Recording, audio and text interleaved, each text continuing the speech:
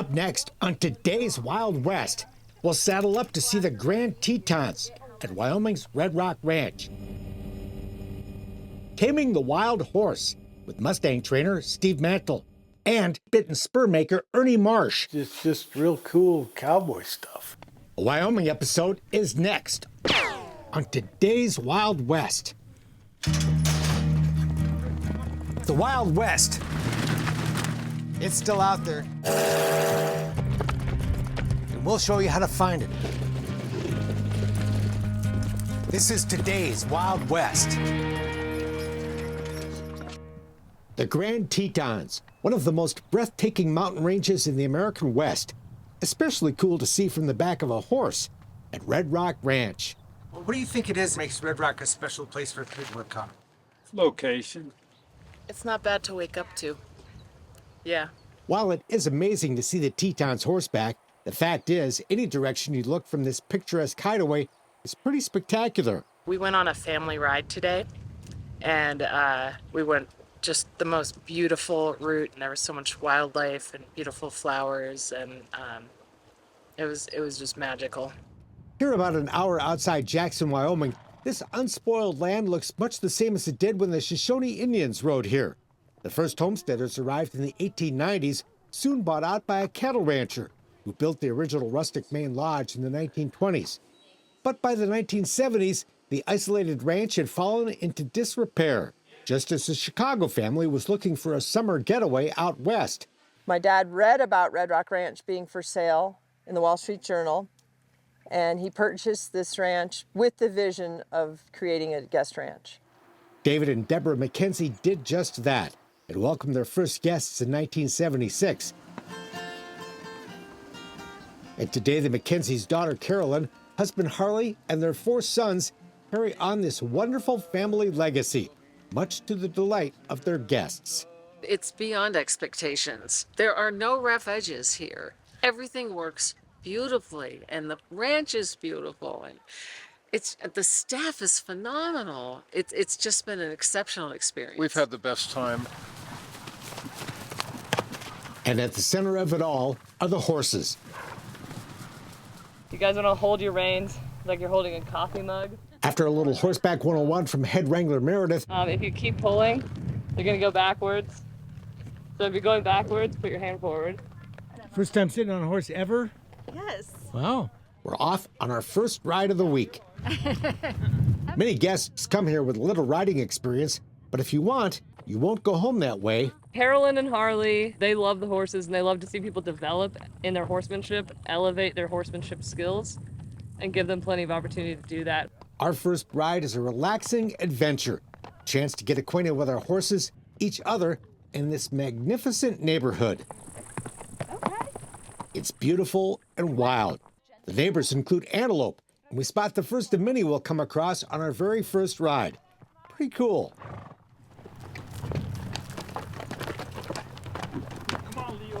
Back at the barn, Harley, a former professional polo player and lifelong horseman, is getting acquainted with some new additions to the Red Rock horse herd.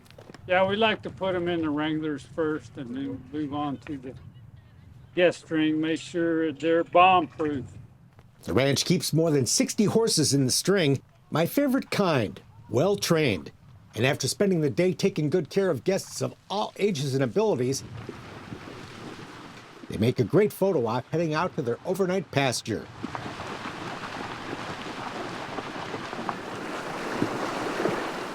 It's another day, and we're heading for the high country. Splashing through Crystal Creek on the half-day ride.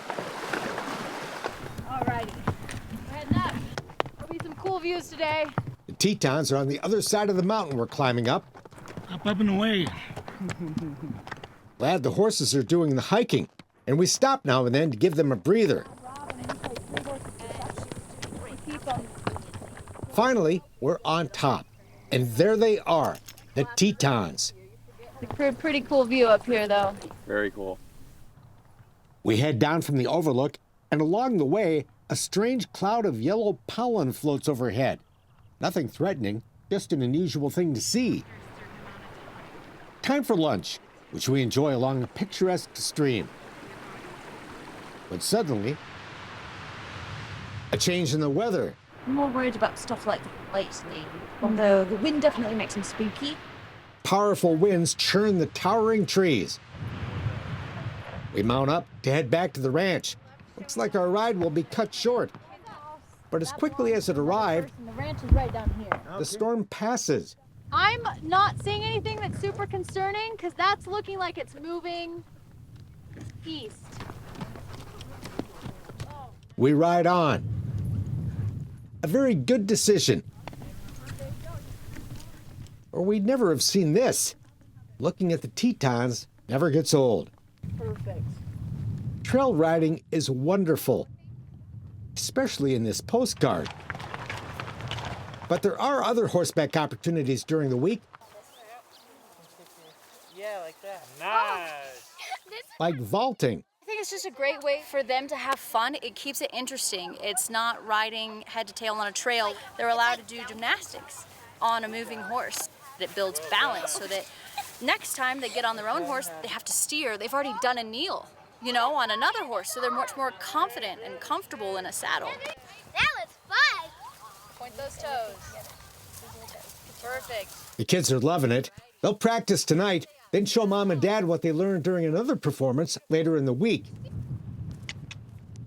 Meantime, parents get the chance to have their own fun horseback in the Top Hand program. Riding in drill team exercises like pass-through and the pinwheel. Not easy, especially for new riders. These maneuvers are tough, but what's important is you start realizing all this communication.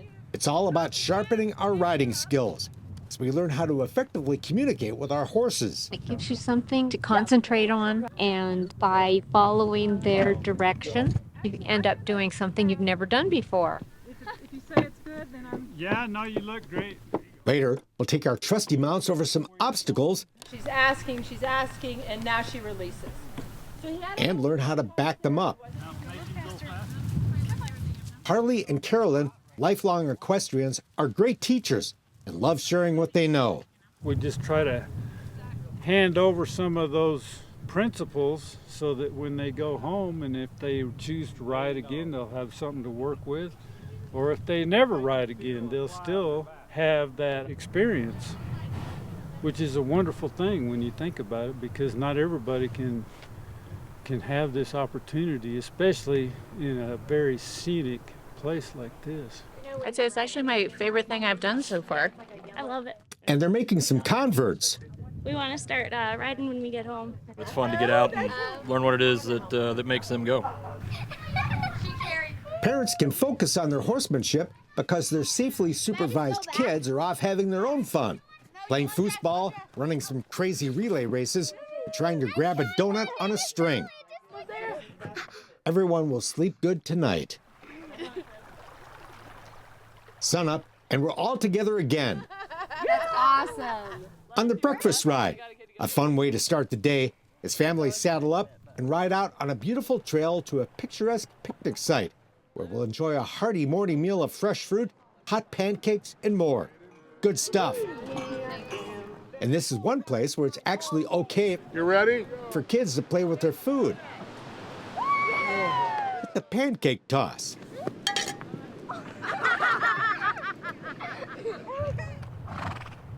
Then we're back in the saddle for an extended ride back to the barn on a trail through Red Rock's incredible backyard. I'm great. Beautiful weather, beautiful views, food's great. My 6-year-old, she loves it. I'm to love horses, and this place is everything it's supposed to be. We're going to go down. So we go down, we want to lean back, okay? You got it? Okay. Right through the ranch flows the aptly named Crystal Creek. As great as the riding is, Red Rock is also home to some amazing fly fishing. No crowds here. Awesome job. More than 2 miles of the creek flow through the ranch's private property. Yeah, it's fantastic. It's like having the planet to yourself. I mean, just look at it. It's like no one else is out here, just us, river, mountains, and fish. This fly fishing paradise is also a great place for rookies to give it a try. So 10, 2. as we start the week with some basic training. Then after a little good-natured practice, we head for the trout pond. No luck this morning, but like everything else, First time ever fly fishing. it's beautiful. What is that cow doing? We're horseback again for yet another new experience. Yeah! Team sorting. A chance to use the skills we learned in Top Hand to chase cows. Perfect. There it is. Working in teams in the big arena, riders had 4 minutes to cut cows out of a herd one at a time, then drive each animal down to the other end of the arena. Perfect. Now coming behind us. Yes, that's exactly what we want. Yeah, perfect. Fun stuff, and a great way to, again, sharpen your riding skills. What's for dinner? Yes, sir. We got pork ribs, brisket, chicken breast, and smoked sausage. This busy week is fueled by great food, including outdoor barbecues. Thank you. And one evening, a special gourmet dinner just for the grown-ups. The kids were off being kids, roasting marshmallows at a nearby campfire, chowing down on s'mores. Our last ride of the week came way too soon. We'd gather one last time for a farewell barbecue. Next award goes to Noah. He gets the all-around cowboy award. Where the kids were each recognized for what they'd done during the week. And the top hands got a prize too. But it's a gift just to experience this place.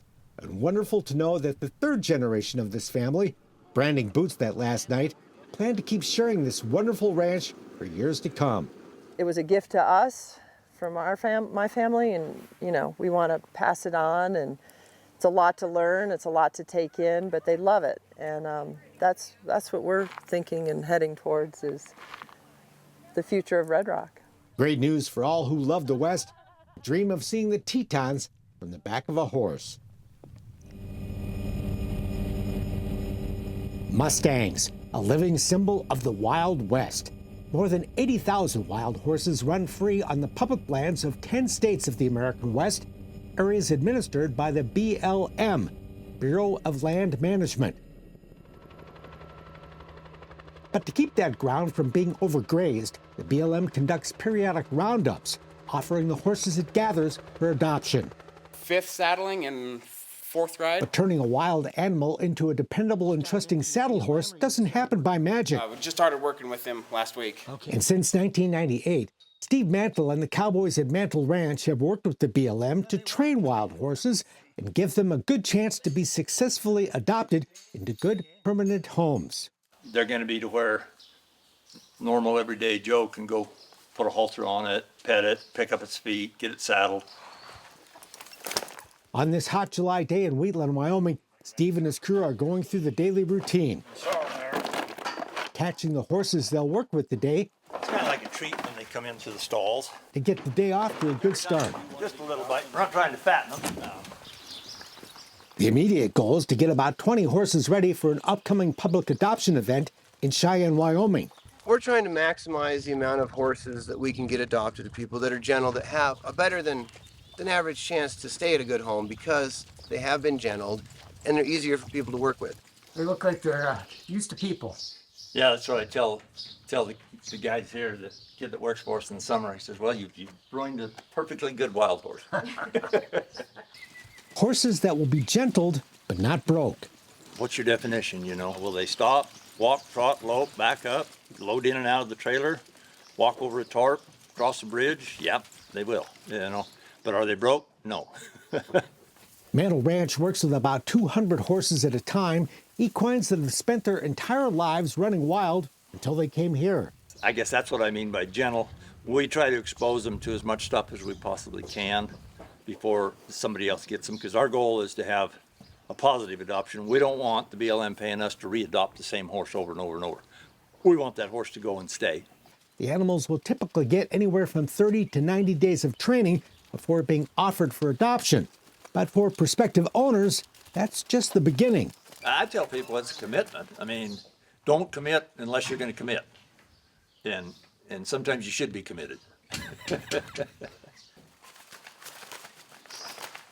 Training needs to be ongoing. Because that horse is used to my feel, my smell, my touch, my movement. He doesn't know yours. And so it's going to take him 30 days to figure that out. And then the next 30 days, you start getting in sync. And then the next 30 days, it's really enjoyable. If you have the knowledge base, but I tell people if they don't have it, for God's sakes, get some help.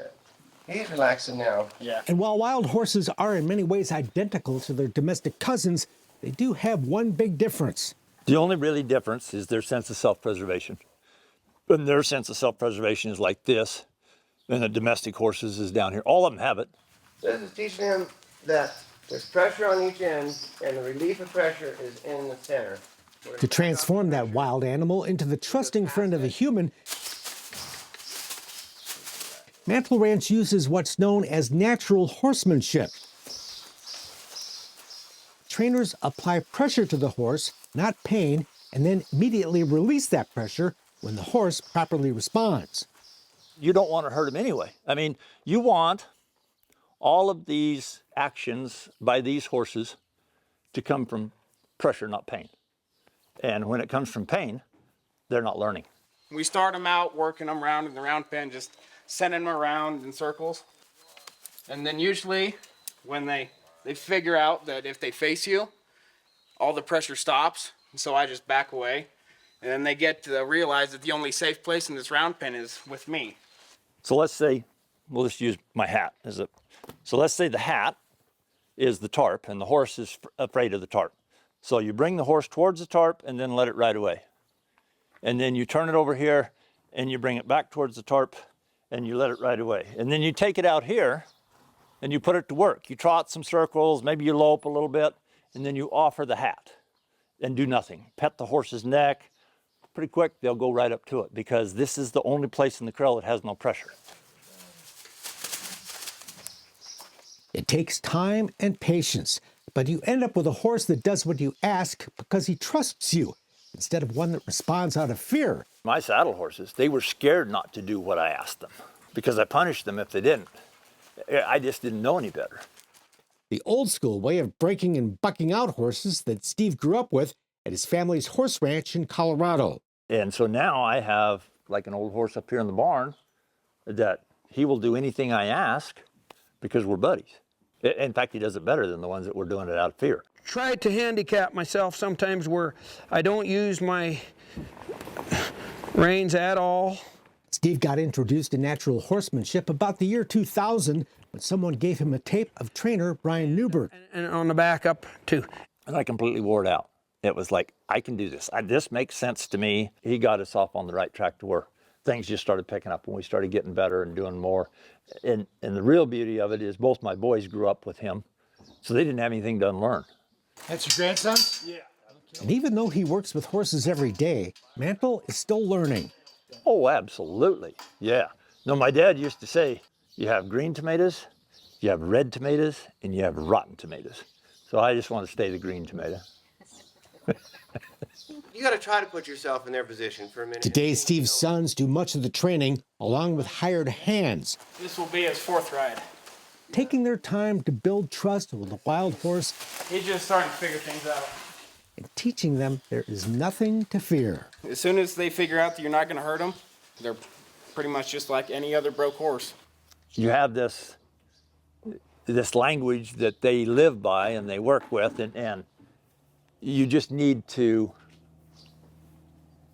kind of immerse yourself in it. Mustangs do have their critics in the horse world, where many believe they can't compare with a well-bred American quarter horse. But Mantle says while they may never win the National Finals rodeo, the right Mustang with the right training can make a great partner. Oh, yeah. I rode one for 18 years. Well, he's retired out here now. And that's what all these horses need. They need a friend who will make them part of the family. You know, we'll get pictures and emails back from people on Messenger and things like that. You know, I got this horse 5 years ago and I'm doing this, and this, and that's really cool.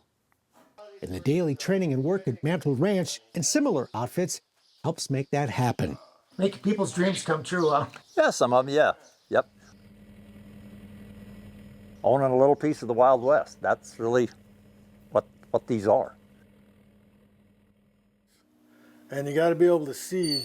On a remote ranch in Bighorn County, Wyoming, Ernie Marsh is hard at work at his microscope. This thumb here I use to guide the tool. He's not a scientist, but a cowboy artist, creating and carving on a canvas of steel. Yep. Well, I've got the mouthpiece built. Now I'm just working on the conchos.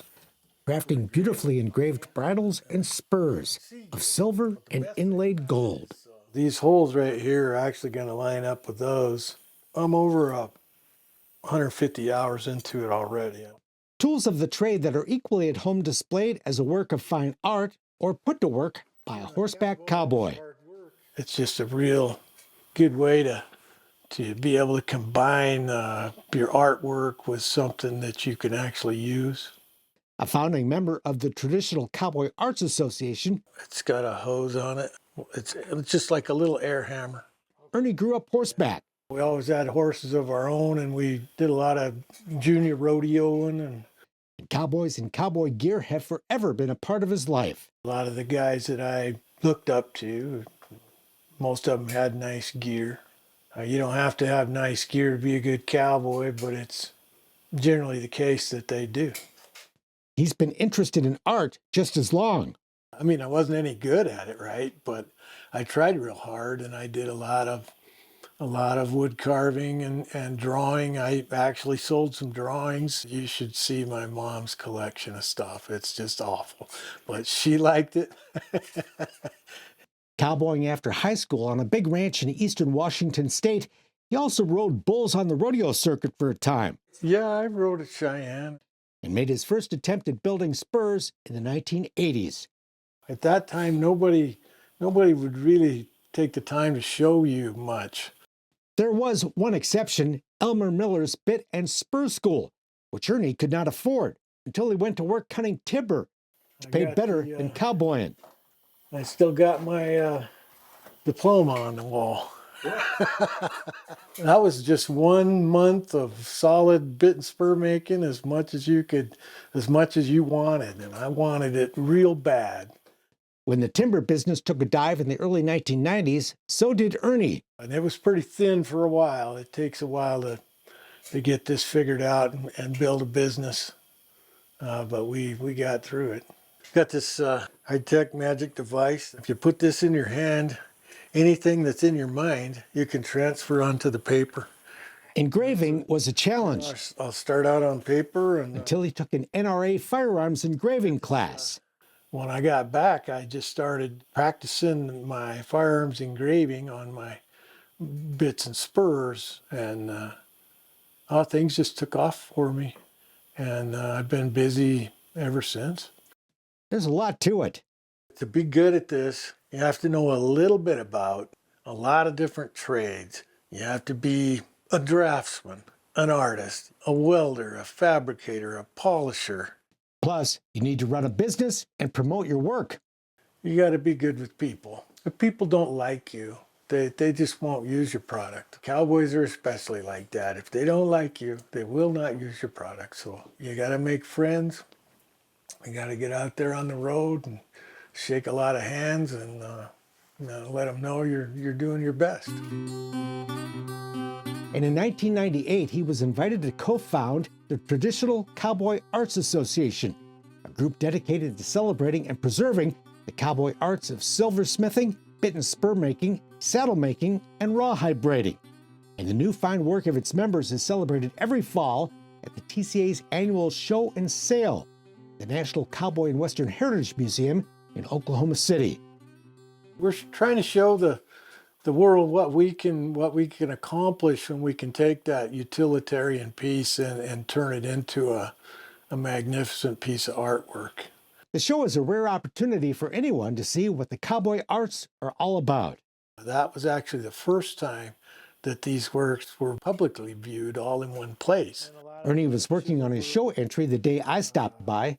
A lot of inlay work. This is actually 18 karat gold here. These traditional cowboy arts pieces, I'll put all the time I need to make everything just perfect. And if I have a crazy idea it's going to take 2 extra weeks, I just go for it. Gold and silver are a little pricey. Yeah, it's a sheet of sterling silver. Yeah, very expensive. And it takes a lot of gear to punch out silver conchos and turn metal into fine art. I do a lot of all my welding right here, and then a larger drill press. Most of Ernie's equipment is vintage. This machine dates from the early 1940s. But the real work is done by hand. It took me most of yesterday to do this. Even building the chains that go with bridles and spurs. It's called double jack chain. You can't hardly buy it. Cross chain for a bit or tie down chain for your spurs. Along with his showpieces. Yeah, this is a stainless steel bit. Marsh offers a line of high-quality stainless steel bits and spurs for the working cowboy. And this was his number 20 pattern. A business he took over from the late acclaimed bit and spur maker, Artesian. So you've kind of got to walk in both worlds if you want to stay busy. And along with doing the work he loves, Marsh has discovered a new passion. I actually enjoy it a lot more than I thought. Teaching. You know, it's my responsibility to keep learning so I can share that much more with people that want to learn this. He recently hosted a class of 16 men and women eager to learn his craft. When that light bulb comes on and you're standing there, it's pretty exciting stuff. Alongside his wife Teresa and their beloved dog Lily, building quality gear remains a labor of love. And Ernie has no plans of hanging up his spurs. This is what I like to do, so it's just real cool cowboy stuff, you know? I mean, you can't get any better than that, right? I mean... That's it for now. We're back next time with more cool stuff from today's Wild West. I'm Mark Bedore. We'll see you down the trail. For more information on the people and places featured in today's Wild West, or to order show DVDs and books, visit todayswildwest.com. Funding for Today's Wild West provided by the Leggett Foundation, the Chuck Wagon Trail Riders Foundation, and Monty Carroll Montgomery.